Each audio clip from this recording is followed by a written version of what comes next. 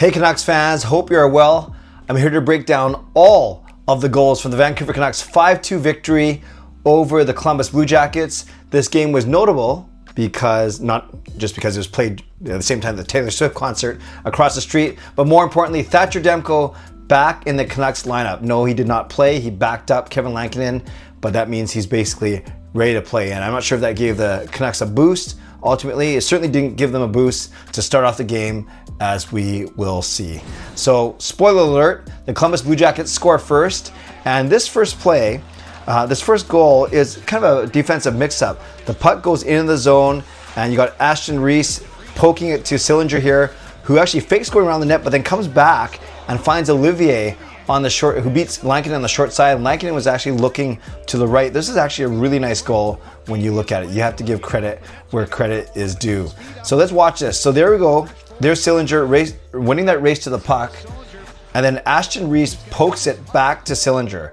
Now, I don't like the way that both Canucks defenders play here. Desharnais, okay, fine. So Desharnais, does he pull back here and then let Brandstrom catch Sillinger on the other side? Maybe that's one way. I know hindsight's 2020. So instead, Desharnais chases him, which is fine. But now look, Brandstrom is caught in no man's land. He's looking this way. Lankinen's looking this way. Sillinger makes a really heads-up play to Olivier here, you can see. And then both Brandstrom and Lankinen aren't ready, and there's the shot. So in a perfect world, maybe Desharnais doesn't chase Sillinger behind the net, and he kind of keeps this close post, and then Brandstrom kind of reads off him and then takes him. Again, it happens really fast, but I think so there's the puck. Right here, I would love it if Desharnais recognized, if he knew Brandstrom was behind him, and they talk. Brandstrom yells at him, "I got him." Then Brandstrom could shoot this way. Desharnais could shoot back this way and maybe intercept this pass, because then if you think about it, Desharnais would be standing there. Instead, it's a nice pass. Olivier shoots it past Lankinen, 1-0. 4-on-4. You see Hughes get cut, so it's 3-on-3. It looks fine, but watch Severson.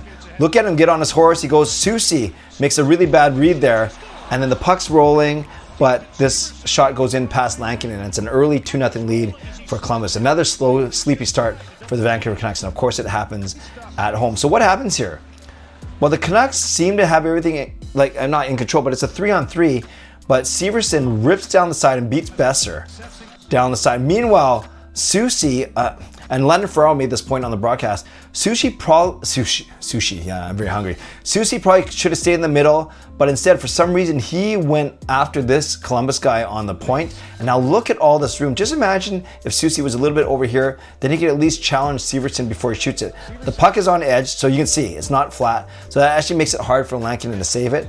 But when you look at it, maybe it's the angle, but it looks like there's a lot of room here. And sure enough, that's where the puck goes. Again, look at the puck on end, and that makes it very hard for Lankinen to pick it up coming off of Severson's stick. So 2-0 for the Blue Jackets. Here's another look at it. A lot of room on that side. Susie way too late getting back into the play. Second period now, the Canucks are down 2-0, but at least they cut the deficit in half. You see Hughes on the left dragging around the net, and then he just finds Besser in a nice little soft spot, and Besser puts it in past a bunch of players. Besser is really effective from that spot, face-off circles, and we say the soft spot in the ice. That means where really there's not a lot of people there, and I wouldn't say it's hard to get to. Maybe that's why they call it soft, or simply a soft area, meaning there's simply no one around. So let's watch this again. There we got Pettersson. We got Hughes ragging around. Now DeBrusk and Petey are starting to get into position, but taking up a lot of tension. And look, now you got 4 Blue Jacket players trying to get to Besser, who then puts it, I think it goes right through Fabral's legs, actually. Pettersson's there to pick up garbage, if there is any. DeBrusk is there. But a really, really nice pass from Hughes. Look at it, heads up. All these players now recognizing what's going to happen. And Besser right there, let's watch. Yeah, it goes right through Fabral's legs. You can see at the top of the screen, and past Merzlikins on his blocker side. Here's another good look at it. You see all 5 Columbus Blue Jackets players in the frame, and I think the fact that they realize that Hughes is going to come around the net, either try a wraparound or pass it, but by the time they recognize it, they actually take away Merzlikins' eyes. Look at this. So, it's like a course line or something. 4 Columbus Blue Jackets players actually, so if there was a rebound, I like PD and DeBrusk's chances of 2-on-1 over here, but I think Fabro is the one who takes away Merzlikins' eyes because Boeser shoots it right through Fabro's legs. So now it's 2-1. Great goal by the Vancouver Canucks. I think next week, it's a highlight actually for Columbus. You see Kent Johnson over to Monahan, back to Johnson, backhand, and then Lankinen with a great right pad save. You see it here. Nice backhand pass from Johnson to Monahan, and then Johnson doesn't get all of it. Maybe that's why Lankinen is able to make a good save. Still a very difficult save. Okay, this one's a lot of fun. 1 minute left in the period. Looks like a harmless play. Werenski's winning the race here, but then Merzlikins comes out, goes off of Blueger. Blueger finds Sherwood, and then Sherwood puts it past a sliding Merzlikins. Okay, let's break this down a little bit because there's a couple things here that I noticed upon rewatching. Number one is, what is Elvis doing here? He was literally trying to leave the building, it looks like. John Shorthouse joked that maybe he was bored. So here's a couple things. So Werenski's going to win the race here. And even if not, the puck's going to harmlessly go into this corner. So I don't know what Merzlikins is doing here. So then he's got all this space to fire it off the boards, but instead he puts it right off of Blueger. Okay, now Blueger does a great job of getting the puck.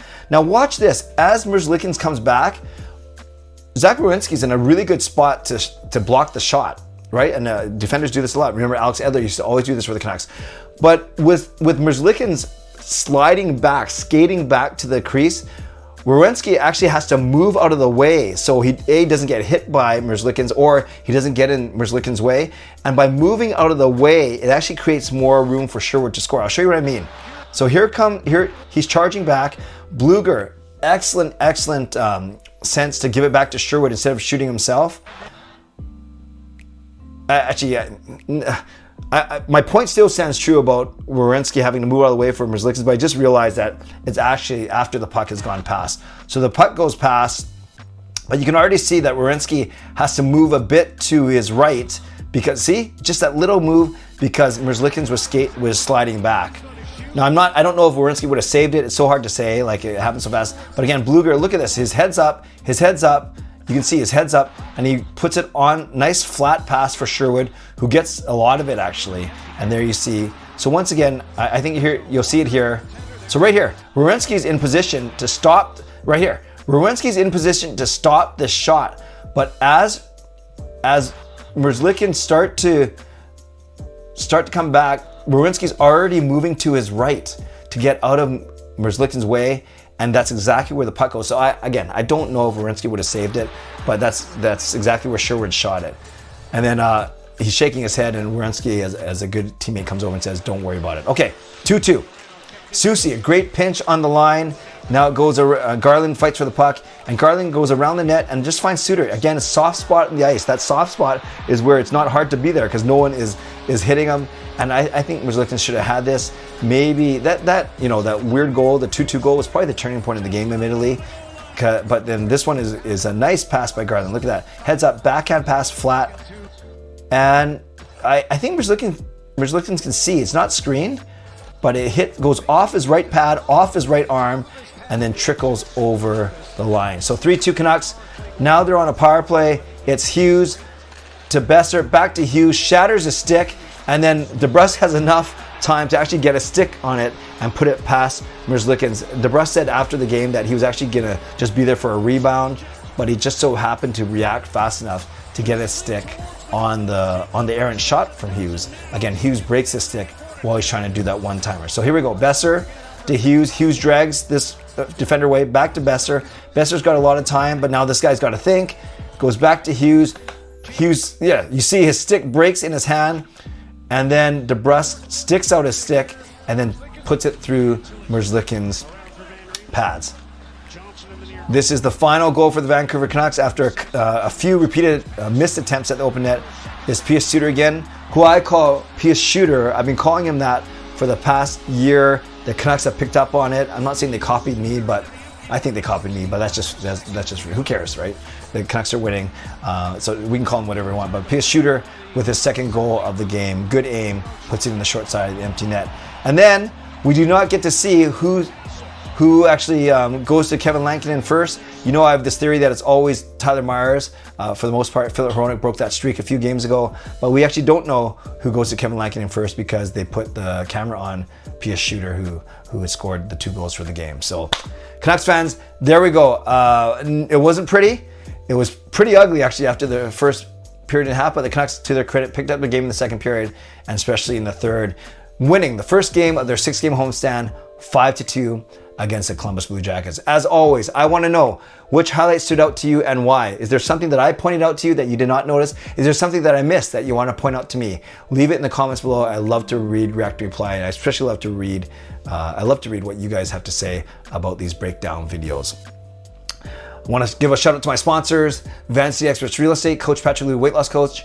Thank you, legendary Lucas Gates, legendary Tristan Talio, legendary Andrew Chang, and Hall of Fame and franchise members as well. Thanks for your support. And thanks to all of you for watching, liking, and subscribing. On the way out, subscribe, like the video, and most importantly, you can leave a donation if you want to. That's not the most important thing. The most important thing is to leave a comment. Tell me which highlight stood out to you and why.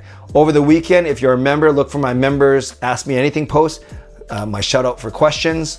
I'll do that video at the end of the weekend. And then my live stream, my next stream will be Sunday night at 11 p.m. where hopefully we're talking about another Canucks win over the Tampa Bay Lightning. And by the way, if you're looking for tickets to the Lightning game or any of the Canucks games throughout December, shoot me an email, canuckclay@gmail.com. Thanks as always for watching. Stay safe, stay healthy, take care of yourselves, and take care of each other. God bless, and go Canucks go.